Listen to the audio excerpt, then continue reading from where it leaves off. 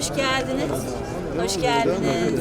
Kültür ve Turizm Bakanlığımız, Gaziantep Büyükşehir Belediyesi ve Avrupa Birliği Türkiye Delegasyonu işbirliğiyle kurulan ve içinde bulunduğumuz Türk Arkeoloji ve Kültürel Miras Enstitüsü tarafından düzenlenen Tarih Size Bakıyor. Ara Güler fotoğraflarında arkeoloji temalı serginin açılış törenine, Türk Arkeoloji ve Kültürel Miras Enstitüsü'ne ve Gazi şehrimize hepiniz hoş geldiniz, şeref verdiniz efendim.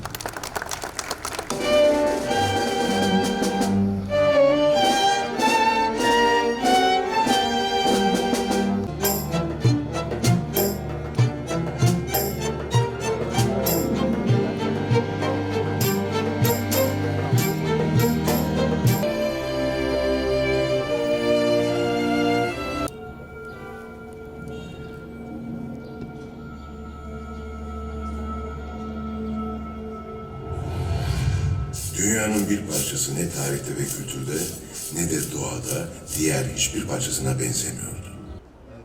Bu bahar, serin bir bahar akşamında Antep'te, burada bir bilim kurumunu kuruyor olmak ve bunda yıllarca verilen emeğin hasat mevsiminde de baştan birlikte çalıştığımız gibi hasatında da birlikte olmak gerçekten büyük keyif verici. İçinde olduğum için çok büyük mutluluk duyuyorum. Bir arkeolog olduğum için bu tabii katlanıyor bu mutluluğum benim burada. Burada bir sürü kurumun, insanın, sanat insanının, kültür insanının, bilim insanlarının payı var. İsmi saymaya kalksam sabaha kadar sürebilir. Ama işte onlar adına ne söylerim onu da bilmiyorum ama hepimiz çok mutlu olduğumuzu söylemek istiyorum. Yani bugüne kadar Hakan Bey'in saydığı, Hala Hanım'ın bahsettiği bütün ürünlerimizle gelecek yüzyılın Arkeoloji Enstitüsü'nün bütün temellerini, bütün yapısal ihtiyaç duyduğu bütün altyapıyı hazırlamış olduk.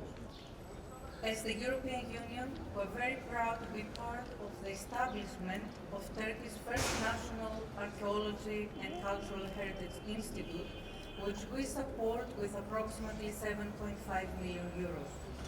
Avrupa Birliği olarak bizler yaklaşık 7,5 milyar euro ile desteklediğimiz Türkiye'nin ilk Milli Arkeoloji ve Kültür Mirasları Enstitüsü'nün kuruluşunda yer almaktan gurur duyuyoruz. Ben bu sürece, yani enstitü olma sürecine son anlarda katılanlardan biriyim. Benden önce çok güzel çalışmalar yapılmıştı. Neredeyse bitme noktasına gelmişti.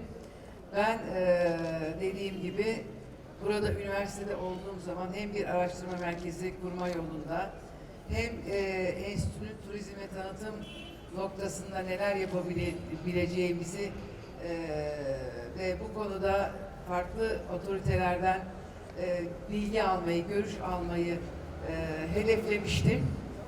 Ama dediğim gibi 8 yıllık bir çalışmanın ürünü, bir tarafında Büyükşehir Belediye Başkanımız, öbür tarafta Kültür Bakanlığımız, diğer tarafta Avrupa Birliği böylesine güzel bir çalışma ortaya koydukları için kendilerini kutluyorum. Çok güzel şeyler yapıldı. Bugün başladığımız müzik, programın başında çalınan müzikten başlayarak şu ana kadar çok heyecan verici, çok güzel buluşmalar oldu. Bunların hepsini hak ediyor.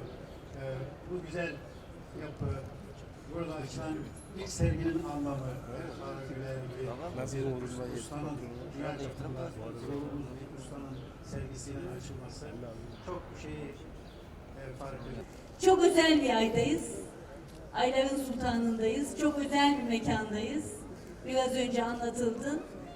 Bu sanat tarihinin bir dili olsa da konuşsa, şu ağaçların, şu çınarın bir dili olsa da konuşsa, aslında savaşların tarihi, barışın tarihi, inancın tarihi, şu balkonun dili olsa da konuşsa, Gazi Mustafa Kemal Atatürk'ün Gaziantep'e gelişindeki balkon konuşmasını yaptığı mekan ve bizim her bir taşında, her bir yaprağında, balkondaki her bir noktasında büyük bir hafıza var.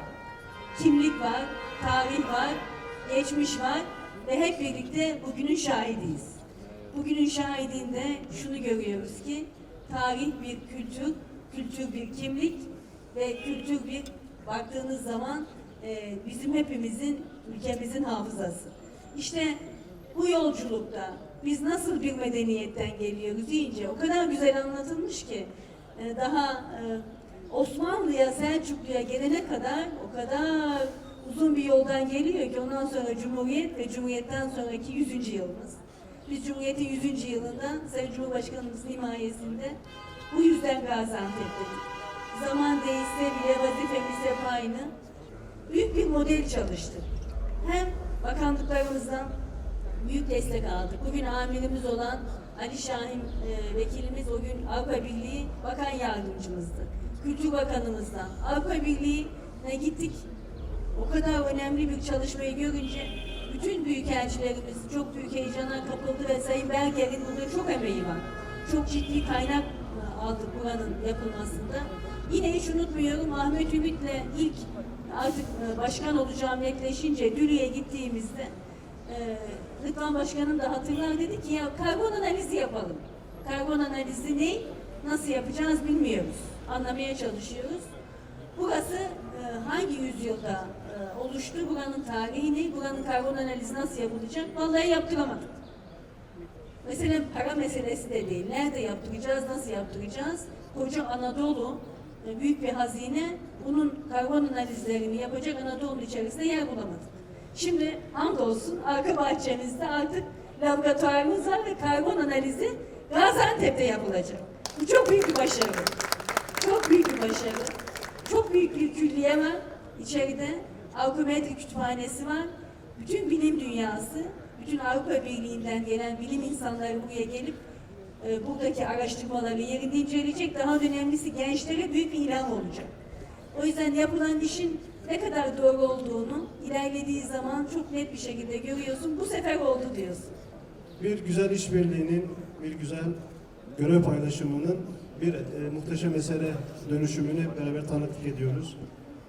Avrupa Birliği Komisyonu Türkiye Delegasyonu sağladığı finansman, Büyükşehir Belediye'mizin Sayın Kültür Bakanlığı Müşavirimiz Hakan Bey'in yoğun çabaları, Büyükşehir Belediye'mizin çok önemli katkıları, bakanlığımızın destekleriyle Türk Arkeoloji ve Kültürel Miras Enstitümüzü şehrimize kazandırmanın hep beraber mutluluğunu yaşıyoruz, paylaşıyoruz. İnşallah buradan başlayan bu ateş bütün ülkeyi kaplayacak.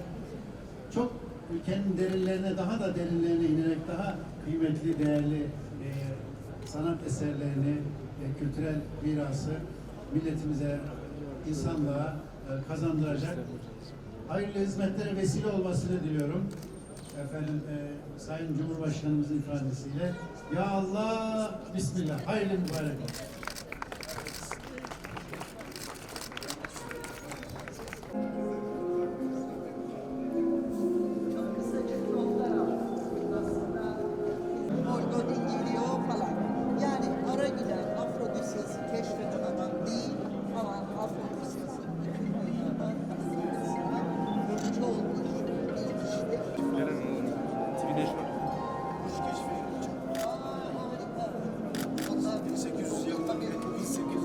Gel Mehmet abi buraya.